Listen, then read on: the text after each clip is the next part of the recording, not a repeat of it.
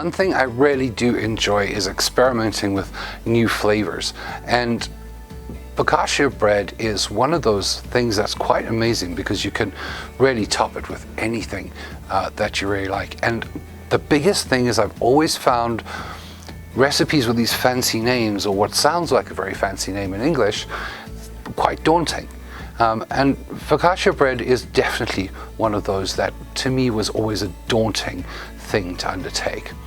Now, I took my time with this recipe and I used it, I did it over a couple of days, but you can actually condense the time that you are using to make this amazing bread. So today on Jay's Real Kitchen, I'm going to show you how to make this very simple bread and make it your own, and give you various options on timing so that you can extend the time that it takes to make this, or you can make it in just a few hours. For the first part of this recipe, you're going to need 4 cups of flour, and it can be all-purpose flour or bread flour, whichever you have on hand.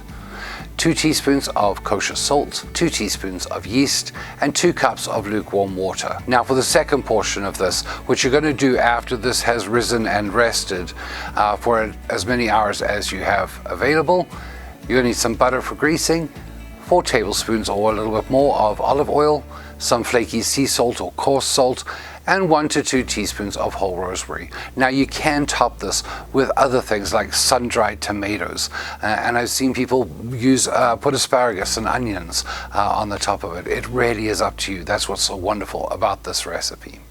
And really simply, in a large bowl, I have got my 4 cups of flour, and I am going to put in my salt, and we're just going to whisk that together and slowly start adding in our yeast, which has mixed up quite well with our warm water.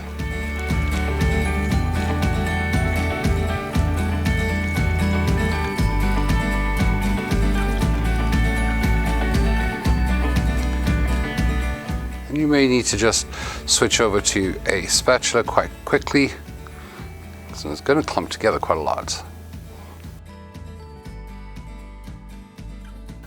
And even use your hands just a little bit, just to get it all well incorporated.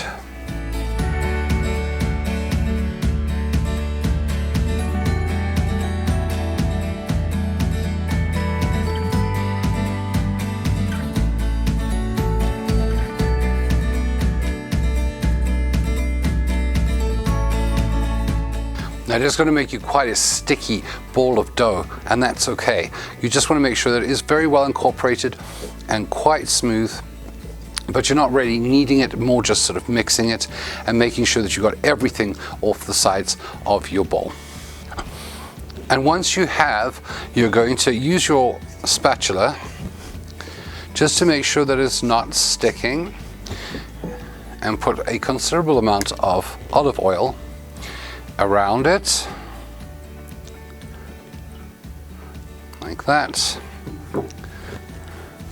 Get some of that underneath there, because the idea here is that it doesn't stick to the bowl. Of course it's going to a little bit anyway, but you do want to make sure that your bowl's quite well greased with that olive oil. And now we're going to put some over the top as well. And I'm just putting a little bit around the bowl, like that. And really, that's the nice thing about this recipe.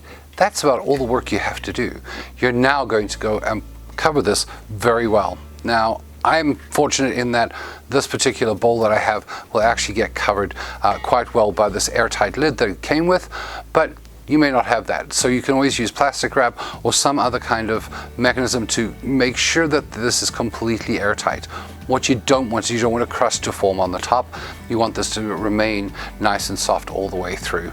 So I'm going to seal my nap completely, and then we're going to pop that into the fridge and come back to it in about 14 or 15 hours, longer if you can. You can actually refrigerate this for up to 3 days before you actually have to make this bread, but you could do it in as little as 3 hours as well.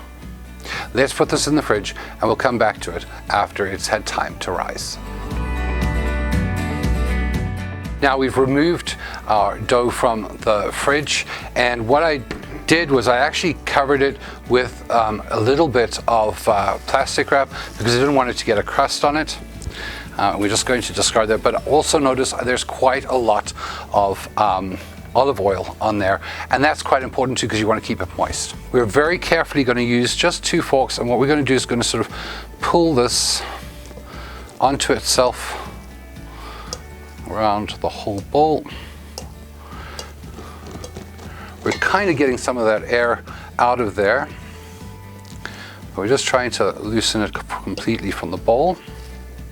To carefully lift out our dough, and in a 13x9 pan, and I've already oiled this a little bit with about 2 tablespoons of olive oil, as you can see on the sides of my pan. And what you want to do is you want to make sure that you are getting this completely coated in olive oil, like that, and just slightly spread out. And I'm going to actually throw in a little bit more olive oil on top because I want to make sure that it's well coated. I'm going to put this into a nice warm area of my kitchen so that it can rise for about the next 3 hours, after which we'll carry on with the final process.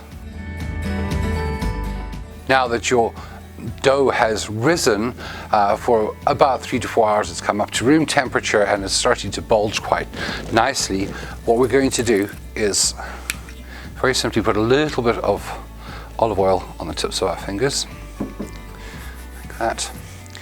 And we're going to sprinkle our rosemary, nice fresh rosemary, a whole leaf if you can, the way across like that. And now we're going to sort of dip our fingers in. So just like this, and if necessary at this point, you're going to make sure that you're pushing the dough all the way out to the edge of your pan, just to give it some nice bulges like that. Oh, that just looks amazing. And we're going to give another slight covering of olive oil just to make sure that it's well covered. And this is really where the fun can begin.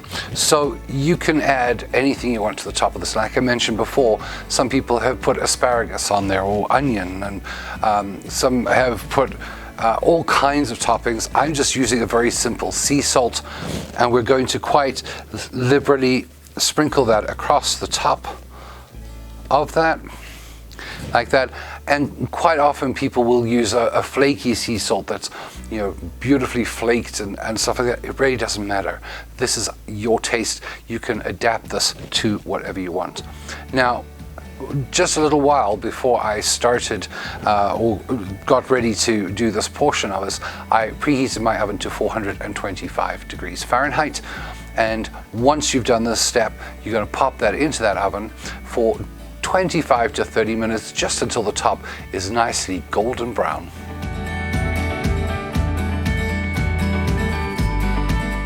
Now, once you've taken it out of the oven, just take a few minutes, let it cool very slightly, and then what we're going to do is we're going to lift this out quite carefully.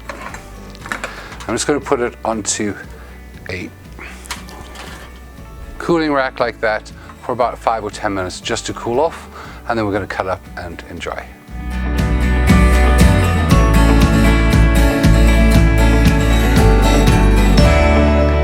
And there you have it. The bread's still slightly warm. The house smells amazing.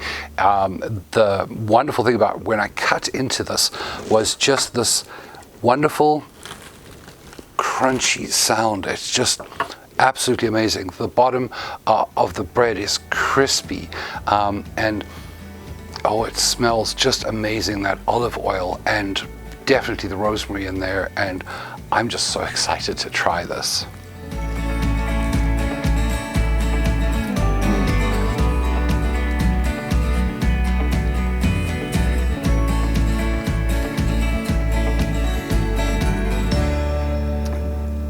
That does not disappoint.